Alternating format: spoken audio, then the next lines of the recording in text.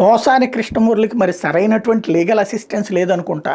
గుడ్డెది సేలో పడ్డట్టు నడిచిపోతుంది పరిస్థితి. సాధారణంగా కేసులన్నిటి మీద ఈ పాటికే హైకోర్టుకి వెళ్ళాలి. ఎందుకంటే 1 by 1 ఒక కేసు వేస్తే ఇంకొక కేసుకి నడుస్తుంది కాబట్టి అన్నీ ఒకటే కాన్సెప్ట్.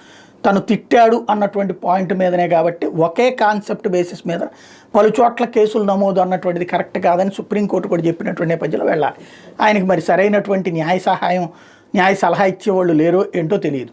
ఓవరాల్గా ఇప్పుడు ఏంటి పీటీ వారెంట్ మొన్న అక్కడ ఏది మన దాదాపు మాజీ చిత్తూరు జిల్లా దగ్గర నుంచి బిగిన్ చేస్తారు, రాజంపేట దగ్గర నుంచి బిగిన్ చేస్తే నిన్న నరసరావుపేట వాళ్ళు ఇవాళ దాదాపుగా 3-4 పోలీస్ స్టేషన్స్ వాళ్ళు పీటీ వారెంట్లు. అంటే పీటీ వారెంట్లు అరెస్టు ఈ జైలు నుంచి ఆ జైలుకి, ఆ కోర్టు నుంచి ఈ కోర్టుకి ఇట్లాగా కంటిన్యూగా తిప్పేటటువంటి కార్యక్రమం నడుస్తుంది. ఇప్పుడు పోసానికి నిద్ర ఉండదు, తిండి ఉండదు, టెన్షన్ అంటే ఎట్లుంటుందో కనబడుతుంది.